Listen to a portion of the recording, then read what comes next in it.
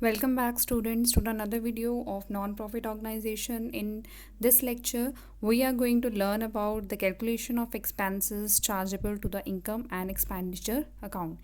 ਇਹਦਾ ਮਤਲਬ ਕਿ expenditures ਜਿਹੜੇ ਹੈਗੇ ਨੇ expenses ਜਿਹੜੇ ਹੈਗੇ ਨੇ ਜਿਹੜੇ ਕਿ ਅਸੀਂ income and expenditure account the debit side ਤੇ ਪਾਉਂਦੇ ਆ ਉਹਨਾਂ ਨੂੰ ਅਸੀਂ ਕਿੱਦਾਂ ਕੈਲਕੂਲੇਟ ਕਰਨਾ ਅਗਰ ਉਹਨਾਂ ਦੀ ਤੁਹਾਨੂੰ ਐਡਜਸਟਮੈਂਟਸ ਕੋਈ ਦਿੱਤੀਆਂ ਹੁੰਦੀਆਂ ਵਾ ਕੋਈ ਆਊਟਸਟੈਂਡਿੰਗ ਜਾਂ ਐਡਵਾਂਸ ਜਾਂ ਪ੍ਰੀਪੇਡ ਜਾਂ ਐਕਰੂਡ ਐਕਸਪੈਂਸਿਸ ਦਿੱਤੇ ਹੋਏ ਆ ਅਤੇ ਤੁਸੀਂ ਉਹਨਾਂ ਨੂੰ ਜਿਹੜਾ ਵਾ ਉਹਨਾਂ ਦੀ ਐਡਜਸਟਮੈਂਟਸ ਜਿਹੜੀਆਂ ਕਿਸ ਤਰ੍ਹਾਂ ਕਰਨੀਆਂ ਉਹਨਾਂ ਐਕਸਪੈਂਸਿਸ ਚਾਹੀਦੇ like salary telephone charges rent insurance ਇਸ ਤਰ੍ਹਾਂ ਦੇ ਐਕਸਪੈਂਸਿਸ ਜਿਹੜੇ ਅਸੀਂ ਇਨਕਮ ਐਂਡ ਐਕਸਪੈਂਡੀਚਰ ਅਕਾਊਂਟ ਵਿੱਚ ਜਿਹੜੇ ਆ ਡੀਲ ਕਰਾਂਗੇ ਇਨਕਮ ਐਂਡ ਐਕਸਪੈਂਡੀਚਰ ਅਕਾਊਂਟ ਵਿੱਚ ਅਸੀਂ ਇਹਨਾਂ ਨੂੰ ਪੜ੍ਹਾਂਗੇ ਸੋ ਨਾ ਇਸ ਤਰ੍ਹਾਂ ਦੇ ਐਕਸਪੈਂਸਿਸ ਨੂੰ ਅਸੀਂ ਕਿਸ ਤਰ੍ਹਾਂ ਡੀਲ ਕਰਨਾ ਵਾ ਠੀਕ ਹੈ ਉਸ ਨੂੰ ਅਸੀਂ ਸਮਝਣ ਲਈ ਇੱਕ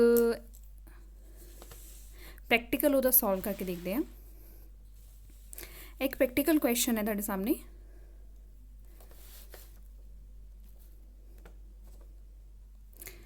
ਲਾਈਕ ਇਹਦੇ ਵਿੱਚ ਕੀ ਹੈ from the following details supplied by the Heaven Club, you are required to find out the expenses to be debited to the income and expenditure account for the year ended 31st March 2015. ਅਸੀਂ calculate ਕਰਨੀਆਂ ਵਾ 31st March 2015 ਤੱਕ ਦੀਆਂ adjustments ਜਿਹੜੀਆਂ ਵਾ ਅਸੀਂ ਇਹਨਾਂ ਨੂੰ ਡੀਲ ਕਰਕੇ ਅਤੇ ਅਸੀਂ ਐਕਸਪੈਂਸਿਸ ਦਾ ਅਮਾਊਂਟ ਜਿਹੜਾ ਵਾ ਉਹਨੂੰ ਕੈਲਕੂਲੇਟ ਕਰਨਾ ਵਾ ਸੋ ਅਸੀਂ ਕਿੱਦਾਂ ਕਰਨਾ ਹੈਗਾ ਪਹਿਲਾਂ ਸਾਨੂੰ ਇਹ ਪਤਾ ਹੋਣਾ ਚਾਹੀਦਾ ਹੈ ਅਸੀਂ ਪਹਿਲਾਂ ਵੀ ਪੜ੍ਹ ਚੁੱਕੇ ਹਾਂ ਸਬਸਕ੍ਰਿਪਸ਼ਨ ਦੇ ਟਾਈਮ ਮੈਂ ਤੁਹਾਨੂੰ ਦੱਸਿਆ ਸੀ ਸਬਸਕ੍ਰਿਪਸ਼ਨ ਦੀ ਜਦੋਂ ਕੈਲਕੂਲੇਸ਼ਨ ਅਸੀਂ ਉਹਨੂੰ ਸਿੱਖਿਆ ਵਾ ਉਹਦੇ ਵਿੱਚ ਸਾਨੂੰ ਦੱਸਿਆ ਕਿ ਅਸੀਂ ਇਨਕਮ ਐਂਡ ਐਕਸਪੈਂਡੀਚਰ ਅਕਾਊਂਟ ਵਿੱਚ ਪਾਸਟ ਦੀਆਂ ਫਿਗਰਸ ਜਾਂ ਫਿਊਚਰ ਦੀਆਂ ਫਿਗਰਸ ਵਿੱਚ ਡੀਲ ਨਹੀਂ ਕਰਦੇ ਅਸੀਂ ਸਿਰਫ ਅਤੇ ਸਿਰਫ ਕਰੰਟ ਅਕਾਊਂਟ ਮਤਲਬ ਕਰੰਟ ਪੀਰੀਅਡ ਦੇ ਜਿਹੜੇ ਵੀ ਐਕਸਪੈਂਸਿਸ ਹੋਣਗੇ ਜਿਹੜੀਆਂ ਵੀ ਇਨਕਮਸ ਹੋਣਗੀਆਂ ਉਹਨਾਂ ਨੂੰ ਅਸੀਂ ਡੀਲ ਕਰਾਂਗੇ ਅਦਰਵਾਈਜ਼ ਬਾਕੀਆਂ ਨੂੰ ਅਸੀਂ ਡੀਲ ਬਿਲਕੁਲ ਨਹੀਂ ਕਰਾਂਗੇ ਕਲੀਅਰ ਉਹਨਾਂ ਨੂੰ ਅਸੀਂ ਐਕਸਕਲੂਡ ਕਰ ਦਾਂਗੇ ਸੋ ਇਹਦੇ ਵਿੱਚ ਵੀ ਦੇਖੋ ਸਭ ਤੋਂ ਪਹਿਲਾਂ amount paid for the salaries during the year ਮਤਲਬ 2015 ਦੀ ਈਅਰ ਦੇ ਡਿਊਰਿੰਗ ਕਿੰਨੀਆਂ ਸੈਲਰੀਜ਼ ਜਿਹੜੀਆਂ ਵਾ ਪੇ ਕੀਤੀਆਂ ਗਈਆਂ ਸੋ ਪਹਿਲਾਂ ਅਸੀਂ ਲਿਖਾਂਗੇ amount paid during year कितना अमाउंट है 72,000 नेक्स्ट है सैलरीज सैलरी आउटस्टैंडिंग है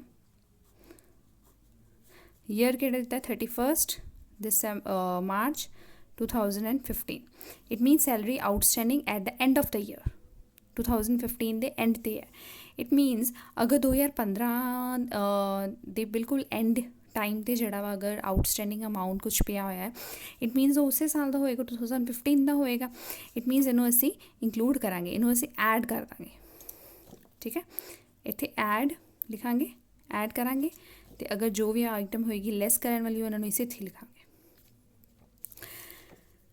और तो बाद है salaries outstanding 31st March 2014 31st March 2014 ਨੂੰ ਆਊਟਸਟੈਂਡਿੰਗ ਕੁਛ ਅਮਾਊਂਟ ਪਿਆ ਇਹਦਾ ਮਤਲਬ ਉਹ 2014 ਦੇ ਨਾਲ ਡੀਲ ਕਰਦਾ ਉਹ ਪਾਸਟ ਹੈ ਉਹਨੂੰ ਅਸੀਂ ਇਸ ਈਅਰ ਵਿੱਚ ਜਾਂ 2015 ਵਿੱਚ ਉਹਦਾ ਕੋਈ ਕੰਮ ਨਹੀਂ ਹੈ 2015 ਵਿੱਚ ਅਸੀਂ ਉਹਨੂੰ ਰਿਕਾਰਡ ਨਹੀਂ ਕਰਾਂਗੇ ਇਟ ਮੀਨਸ ਅਸੀਂ ਇਹਨੂੰ ਲਿਸਟ ਕਰ ਦਾਂਗੇ ਸੈਲਰੀ ਆਊਟਸਟੈਂਡਿੰਗ 31st March 2014 ਇਹਨੂੰ ਅਸੀਂ ਲੈਸ ਕਰ ਦਾਂਗੇ ਨੈਕਸਟ ਹੈ salaries prepaid 31st March 2014 salary prepaid ਮਤਲਬ 31st March 2014 ਨੂੰ ਪ੍ਰੀਪੇਡ ਸੈਲਰੀ ਸਾਨੂੰ ਦਿੱਤੀ ਹੋਈ ਇਹਦਾ ਮਤਲਬ ਉਹ 2015 ਦੀ ਹੋਏਗੀ ਪ੍ਰੀਪੇਡ ਅਗਲੇ ਸਾਲ ਦੇ ਦੇਣਗੇ ਇਹਨੂੰ ਅਸੀਂ ਐਡ ਕਰਾਂਗੇ ਕਿਉਂਕਿ ਇਹ 2015 ਦੇ ਨਾਲ ਡੀਲ ਰਿਲੇਟਡ ਹੈਗੀ ਹੈ ਅਸੀਂ ਸਿਰਫ ਉਹਨਾਂ ਨੂੰ ਰਿਕਾਰਡ ਕਰਨਾ ਵਾ ਜਿਹੜਾ ਕਿ 2015 ਦੇ ਨਾਲ ਜਿਹੜੀਆਂ ਆਈਟਮਸ ਉੱਥੇ ਪੈਣ ਵਾਲੀਆਂ ਠੀਕ ਹੈ 2014 ਇਹਨੂੰ ਅਸੀਂ ਐਡ ਕਰ ਦਾਂਗੇ ਸੋ ਇਹਦੇ ਵਿੱਚੋਂ ਇਹਨਾਂ ਦੋਨਾਂ ਆਈਟਮਸ ਨੂੰ ਅਸੀਂ ਐਡ ਕਰਾਂਗੇ ਇਹਨੂੰ ਮਾਈਨਸ ਕਰ ਦਾਂਗੇ ਸਾਡਾ ਆਨਸਰ ਜਿਹੜਾ ਇਹਨੂੰ ਕੈਲਕੂਲੇਟ ਕਰਕੇ ਆ ਜਾਏਗਾ 64 ਇਹਨਾਂ ਨੂੰ ਕੈਲਕੂਲੇਟ ਕਰਕੇ ਸਾਡਾ ਇਹ ਅਮਾਊਂਟ ਆ ਗਿਆ ਕਲੀਅਰ ਇੱਕ ਹੋਰ ਅਸੀਂ ਐਗਜ਼ਾਮਪਲ ਜਿਹੜੀ ਆ ਇਹਨੂੰ ਸਮਝਣ ਲਈ ਕਰਦੇ ਹਾਂ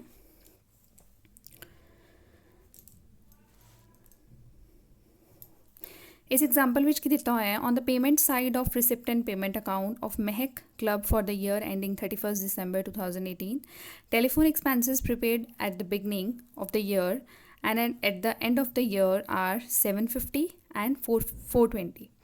On 31st December 2018, telephone expenses appear at the figure of 2650. Charges outstanding in the beginning of the year and at the end of the year ਸਾਨੂੰ ਦਿੱਤੇ ਹੋਏ ਨੇ। ਅਸੀਂ ਕੈਲਕੂਲੇਟ ਕਰਨਾ amount to be debited to the income and expenditure account. So ਅਸੀਂ ਸਭ ਤੋਂ ਪਹਿਲਾਂ ਕੀ ਲਿਖਾਂਗੇ ਕਿ ਕਿੰਨਾ ਅਮਾਊਂਟ ਜਿਹੜਾ ਟੈਲੀਫੋਨ ਐਕਸਪੈਂਸਿਸ ਕਿੰਨੀਆਂ ਜਿਹੜਾ ਉਹ ਕਿਸ ਫਿਗਰ 'ਤੇ ਜਿਹੜਾ ਵਾ ਉਹ 31st December 2018 ਨੂੰ ਸ਼ੋ ਹੋ ਰਿਹਾ ਹੈ। ਓਕੇ, ਅਸੀਂ ਕੀ ਲਿਖਾਂਗੇ telephone expenses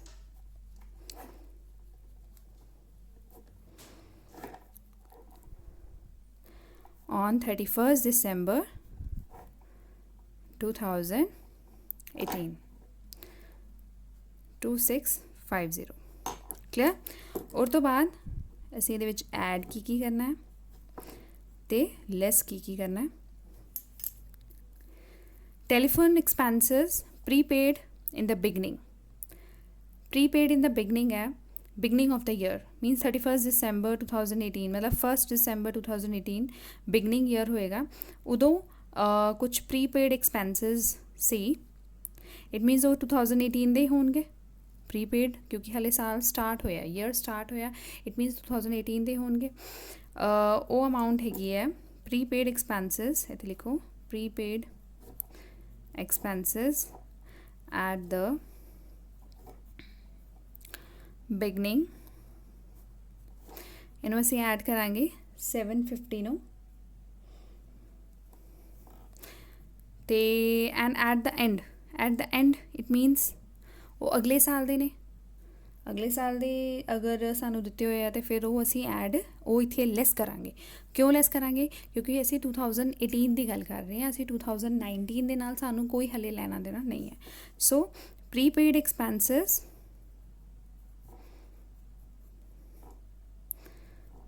at the end ਉਹ ਅਮਾਊਂਟ ਹੈਗੀ ਹੈ 420। Next है on 30 charges outstanding in the beginning of the year and at the end of the year 470 and 320.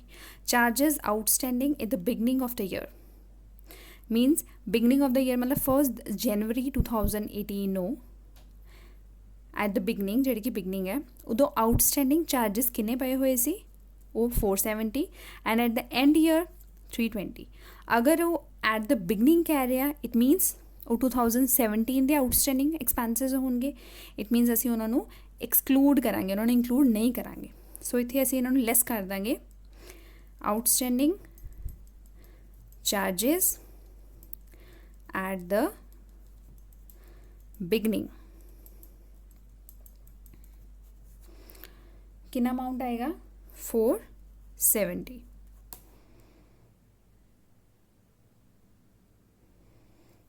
$470 amount आएगा एंड ਉਹਦੇ ਬਾਅਦ ਲਿਖਿਆ outstanding expenses at the and. ਅਗਰ at the and ਦਿੱਤਾ ਹੋਇਆ ਇਟ ਮੀਨਸ ਉਹ ਇਸ ਸਾਲ ਦਾ ਹੈ ਉਹਨੂੰ ਅਸੀਂ ਐਡ ਕਰ ਦਾਂਗੇ ਇਟ ਮੀਨਸ ਇੱਥੇ ਕੀ ਆ ਜਾਏਗਾ 320 ਕਲੀਅਰ। ਸੋ ਅਸੀਂ ਇਹਨਾਂ ਨੂੰ ਕੈਲਕੂਲੇਟ ਕਰਾਂਗੇ ਇਹਨਾਂ ਨੂੰ ਐਡ ਕਰ ਦਾਂਗੇ ਇਹਨਾਂ ਨੂੰ ਮਾਈਨਸ ਕਰ ਦਾਂਗੇ ਅਤੇ ਸਾਡੇ ਕੋਲ ਅਮਾਊਂਟ ਆ ਜਾਏਗਾ 2830। ਸੋ ਬੱਚੇ ਇਸ ਦੋਨਾਂ ਐਗਜ਼ਾਮਪਲਸ ਵਿੱਚ ਅਸੀਂ ਕੀ ਸਿੱਖਿਆ ਕਿ ਇਨਕਮ ਐਂਡ ਐਕਸਪੈਂਡੀਚਰ ਅਕਾਊਂਟ ਵਿੱਚ ਜਿਹੜੇ ਐਕਸਪੈਂਸਿਸ ਹੁੰਦੇ ਆ ਉਹਨਾਂ ਐਕਸਪੈਂਸਿਸ ਦੇ ਰਿਲੇਟਡ ਸਾਨੂੰ ਅਗਰ ਆਊਟਸਟੈਂਡਿੰਗ ਜਾਂ ਪ੍ਰੀਪੇਡ ਐਕਸਪੈਂਸਿਸ ਦੀ ਗੱਲ ਕੀਤੀ ਆ ਤੇ ਉਹਨਾਂ ਨੂੰ ਅਸੀਂ ਕਿੱਦਾਂ ਕੈਲਕੂਲੇਟ ਕਰਨਾ ਉਹਦੀ ਕੈਲਕੂਲੇਸ਼ਨ ਜਿਹੜੀ ਆ ਉਹ ਕਿਸ ਤਰ੍ਹਾਂ ਕਰਨੀ ਆ। ਨਾਓ ਅਸੀਂ ਹੁਣ ਗੱਲ ਕਰਾਂਗੇ calculation of income to be credited to income and expenditure account. ਠੀਕ ਹੈ, ਕਿਸ ਤਰ੍ਹਾਂ ਦੇ ਇਨਕਮਸ ਲਾਈਕ ਰੈਂਟ ਦੀ ਅਗਰ ਰੈਂਟ ਰਿਸੀਵ ਕੀਤਾ ਹੈ ਅਗਰ ਕੋਈ ਮੈਂਬਰਸ਼ਿਪ ਫੀਸ ਹੈ ਅਗਰ ਕੋਈ ਸਬਸਕ੍ਰਿਪਸ਼ਨ ਹੈ ਜਾਂ ਕਮਿਸ਼ਨ ਹੈ ਠੀਕ ਹੈ ਉਹਨਾਂ ਨੂੰ ਅਸੀਂ ਕਿੱਦਾਂ ਉਹਨਾਂ ਨੂੰ ਐਗਜ਼ਾਮਪਲ ਦੇ ਥਰੂ ਅਸੀਂ ਸਮਝਾਂਗੇ ਸਾਨੂੰ ਈਜ਼ੀਲੀ ਸਮਝ ਲੱਗ ਜਾਏਗਾ ਤੁਹਾਨੂੰ ਸਭ ਨੂੰ। ਸੋ ਕੀ ਦਿੱਤਾ ਹੈ calculate the commission received during the year 2017 and 18 from the following information. Commission received in advance 2017 ਦਾ ਦਿੱਤਾ ਹੈ 31 ਮਾਰਚ ਦਾ ਵੀ ਦਿੱਤਾ ਹੈ।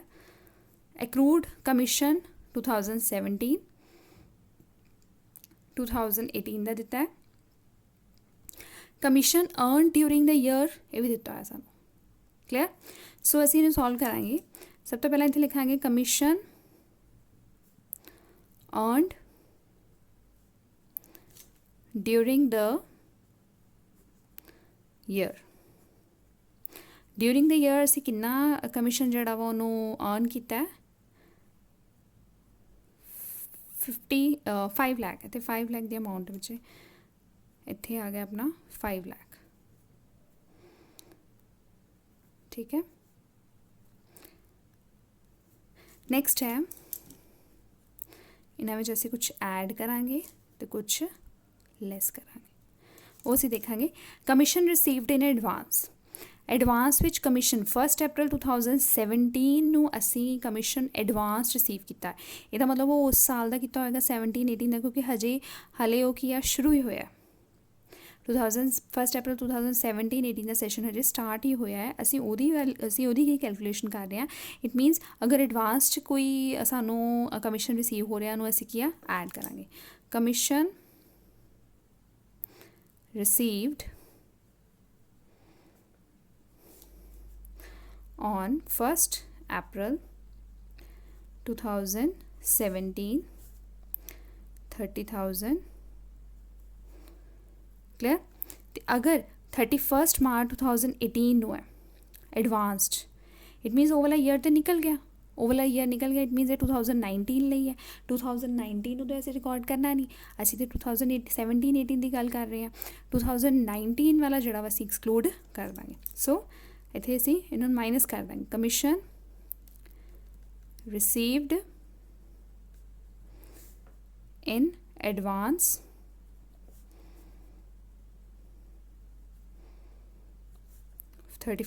March 2018, ਇਹਨੂੰ ਅਸੀਂ ਮਾਈਨਸ ਕਰ ਦਾਂਗੇ 20,000। ਨੈਕਸਟ ਹੈ accrued commission. Accrued commission like outstanding commission ਜਿਹੜਾ ਸਾਡਾ ਹਲੇ ਪਿਆ ਹੈ। Accrued commission on 1 April 2017, it means ਇਹ ਪੁਰਾਣੇ ਸਾਲ ਦਾ ਹੋਏਗਾ, ਨਵਾਂ ਸਾਲ ਤਾਂ ਹਲੇ ਆਉਣਾ ਹੈ। ਠੀਕ ਹੈ। ਸੋ ਇਹ ਪੁਰਾਣੇ ਈਅਰ ਦਾ, ਇਟ ਮੀਨਸ ਇਹਨੂੰ ਅਸੀਂ ਇੰਕਲੂਡ ਨਹੀਂ ਕਰਾਂਗੇ, ਇਹਨੂੰ ਐਕਸਕਲੂਡ ਕਰਾਂਗੇ, ਮਾਈਨਸ ਕਰ ਦਾਂਗੇ। ਐਕਰੂਡ ਕਮਿਸ਼ਨ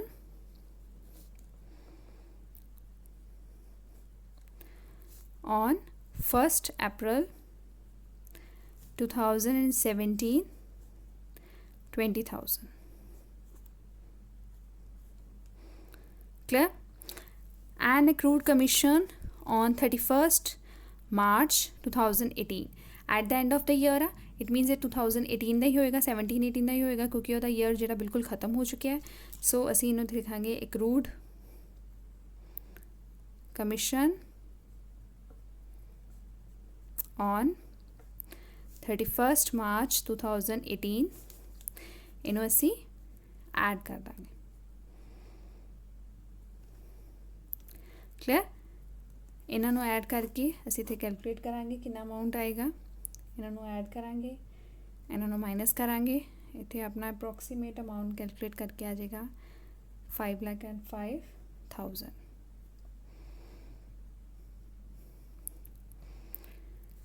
ਆਈ ਹੋਪ ਬੱਚੇ ਤੁਹਾਨੂੰ ਇਹ ਕਲੀਅਰ ਹੋ ਰਿਹਾ ਹੈ। ਠੀਕ ਹੈ। ਆਪਾਂ ਇੱਕ ਹੋਰ ਤੁਹਾਨੂੰ ਹੋਰ ਈਜ਼ੀਲੀ ਸਮਝ ਲੱਗ ਜੇ, ਹੋਰ ਤੁਹਾਨੂੰ ਚੰਗੀ ਤਰ੍ਹਾਂ ਇਹਨੂੰ ਕਲੀਅਰ ਤੁਹਾਡੇ ਨੂੰ ਇਹ ਕੰਸੈਪਟ ਹੋ ਜੇ, ਇਸ ਲਈ ਇੱਕ ਹੋਰ ਐਗਜ਼ਾਮਪਲ ਦਿੱਤੀ ਹੈ ਮੈਂ।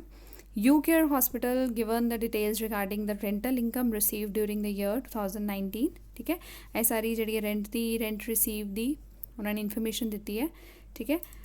ਇਹਨਾਂ ਨੂੰ ਅਸੀਂ ਕੈਲਕੂਲੇਟ ਕਰਾਂਗੇ ਕਿ ਕਿੰਨਾ ਜਿਹੜਾ ਰੈਂਟ ਹੈ 2019 ਦਾ ਜਿਹੜਾ ਵਾ ਉਹ ਅਸੀਂ ਰਿਕਾਰਡ ਕਰਨਾ ਵਾ ਇਨਕਮ ਐਂਡ ਐਕਸਪੈਂਡੀਚਰ ਦੀ ਕ੍ਰੈਡਿਟ ਸਾਈਡ 'ਤੇ। So rent received during the year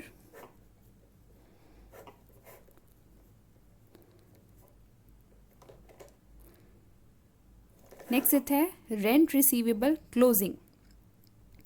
means rent outstanding closing year से पिया है एट द एंड पिया है, ਇਹਦਾ ਮਤਲਬ ਉਸੇ ਸਾਲ ਦਾ ਹੈ, ਉਸੇ ਸਾਲ ਨਾਲ ਬਿਲੋਂਗ ਕਰਦਾ ਹੈ। ਸੋ रेंट आउटस्टैंडिंग एट क्लोजिंग ਤੇ ਜਿਹੜਾ ਵਾ ਉਹਦਾ ਰੈਂਟ ਕਿੰਨਾ ਆਊਟਸਟੈਂਡਿੰਗ ਹੈ 3,900। सो ਉਹਨੂੰ ਅਸੀਂ ਐਡ ਕਰਾਂਗੇ, ਇੱਥੇ ਐਡ ਲਿਖਾਂਗੇ, ਐਡ 3900। ਨੈਕਸਟ ਹੈ rent receivable opening. Rent receivable opening ਦੇ ਮੀਨਸ ਰੈਂਟ ਜਿਹੜਾ ਅਸੀਂ ਰਿਸੀਵ ਕਰਨਾ ਹੈ ਉਹ ਓਪਨਿੰਗ ਉਹਦਾ ਬੈਲੈਂਸ ਕਿੰਨਾ ਹੈਗਾ ਉਹ ਦਿੱਤਾ ਹੈ। ਓਪਨਿੰਗ ਤੇ ਉਹ 5200 ਇਟ ਮੀਨਸ ਉਹ 2019 ਦੇ ਨਾਲ ਬਿਲੋਂਗ ਨਹੀਂ ਕਰਦਾ, ਉਹ ਪਿਛਲੇ ਸਾਲ ਦਾ ਹੈ ਆਊਟਸਟੈਂਡਿੰਗ। ਸੋ ਅਸੀਂ ਉਹਨੂੰ ਕੀ ਹੈ ਲੈਸ ਕਰਾਂਗੇ, ਰੈਂਟ ਆਊਟਸਟੈਂਡਿੰਗ ਐਟ ਓਪਨਿੰਗ। ਬੱਚੇ ਇੱਥੇ ਰਿਸੀਵੇਬਲ ਲਿਖਿਆ, ਰਿਸੀਵੇਬਲ ਤੋਂ ਕਨਫਿਊਜ਼ ਨਹੀਂ ਹੋਣਾ, ਇਹਦਾ ਮਤਲਬ ਹੁੰਦਾ outstanding. Receivable means yet to be received and outstanding same ਹੈ ਜਿਹਨੂੰ ਅਸੀਂ ਰਿਸੀਵ ਕਰਨਾ ਹਲੇ। ਕਲੀਅਰ? ਸੋ ਅਗਰ ਉਹ ਕਲੋਜ਼ਿੰਗ 'ਤੇ ਦਿੱਤਾ ਹੋਇਆ ਇਹਦਾ ਮਤਲਬ ਕਿ ਉਹ ਸਾਲ ਪੂਰਾ ਖਤਮ ਹੋ ਗਿਆ, ਉਸੇ ਸਾਲ ਦਾ ਹੋਏਗਾ। ਬਿਗਨਿੰਗ ਦਿੱਤਾ ਉਹ ਪਿਛਲੇ ਸਾਲ ਦਾ ਹੋਏਗਾ, ਪਿਛਲੇ ਸਾਲ ਵਾਲੇ ਨੂੰ ਅਸੀਂ ਕੰਸੀਡਰ ਕਰਦੇ ਹੀ ਨਹੀਂ, ਉਹਨੂੰ ਅਸੀਂ ਮਾਈਨਸ ਕਰ ਦਾਂਗੇ। ਸੋ 5200 ਨੂੰ ਅਸੀਂ ਮਾਈਨਸ ਕਰਾਂਗੇ। ਨੈਕਸਟ ਹੈ rent received in advance closing, ਮਤਲਬ at the end of the year ਅਸੀਂ ਰੈਂਟ ਰਿਸੀਵ ਕਰ ਰਹੇ ਹਾਂ ਐਡਵਾਂਸ ਵਿੱਚ, ਉਹ ਉਸ ਸਾਲ ਦਾ ਤਾਂ ਕਰਾਂਗੇ ਨਾ, ਉਹ ਤਾਂ ਅਸੀਂ ਅਗਲੇ ਸਾਲ ਦਾ ਕਰਾਂਗੇ। ਅਗਰ ਐਡਵਾਂਸ ਵਰਡ ਅਗਰ ਉਹਨਾਂ ਨੇ ਇਹਦੇ ਨਾਲ ਜੋੜਿਆ ਇਹਦਾ ਮਤਲਬ ਕਿ ਉਹ ਐਡਵਾਂਸ ਜਿਹੜਾ ਅਗਲੇ ਸਾਲ ਦਾ ਹੈ। ਠੀਕ ਹੈ, ਅਗਲੇ ਸਾਲ ਦਾ ਜਿਹੜਾ ਰੈਂਟ ਹੋਏਗਾ ਉਹਨੂੰ ਅਸੀਂ ਇਸ ਈਅਰ ਦੇ ਇਨਕਮ ਐਂਡ ਐਕਸਪੈਂਡੀਚਰ ਅਕਾਊਂਟ ਵਿੱਚ ਤਾਂ ਬਿਲਕੁਲ ਨਹੀਂ ਪਾਵਾਂਗੇ। ਸੋ ਅਸੀਂ ਉਹਨੂੰ ਡਿਡਕਟ ਕਰ ਦਾਂਗੇ। ਸੋ ਇੱਥੇ ਕੀ ਆਏਗਾ,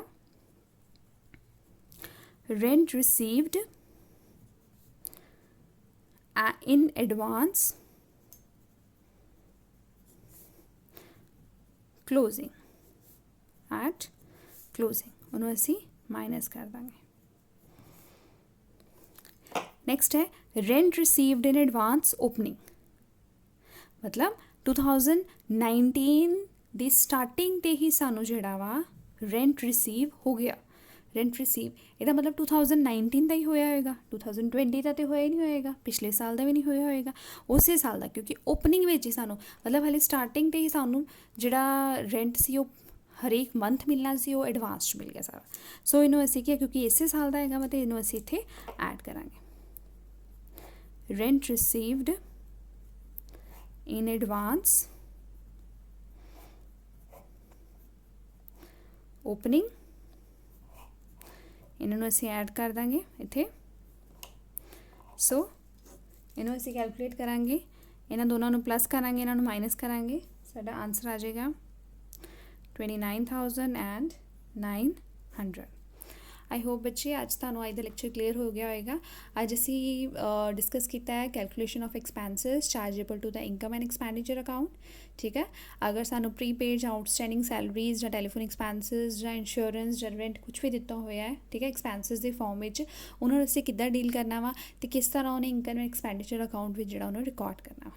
ਐਂਡ ਦੂਜਾ ਅਸੀਂ ਪੜ੍ਹਿਆ calculation of income to be credited to the income and expenditure account. ਕਿਸ ਤਰ੍ਹਾਂ ਰੂਲ ਸੇਮ ਹੈ, ਰੂਲ ਅਸੀਂ ਸੇਮ ਯੂਜ਼ ਕੀਤਾ ਵਾ ਕਿ ਅਸੀਂ ਭਾਵੇਂ ਇਨਕਮ ਹੋਵੇ ਭਾਵੇਂ ਐਕਸਪੈਂਡੀਚਰ ਹੋਵੇ, ਅਸੀਂ ਸਿਰਫ ਅਤੇ ਸਿਰਫ ਇਨਕਮ ਐਂਡ ਐਕਸਪੈਂਡੀਚਰ ਦੇ ਕੇਸ ਵਿੱਚ ਕਰੰਟ ਈਅਰ ਦੀ ਜਿਹੜੀ ਇਨਕਮ ਆ ਅਤੇ ਐਕਸਪੈਂਡੀਚਰ ਆ ਉਹਨੂੰ ਅਸੀਂ ਰਿਕਾਰਡ ਕਰਨਾ, ਬਾਕੀਆਂ ਨੂੰ ਪਾਸ ਦੀ ਹੈ ਫਿਊਚਰ ਦੀ ਹੈ ਉਹਨੂੰ ਅਸੀਂ ਐਕਸਕਲੂਡ ਕਰ ਦੇਣਾ। ਕਲੀਅਰ? ਆਈ ਹੋਪ ਤੁਹਾਨੂੰ ਇਹ ਲੈਕਚਰ ਕਲੀਅਰ ਹੋ ਗਿਆ ਹੋਵੇ। ਠੀਕ ਹੈ, ਥੈਂਕ ਯੂ।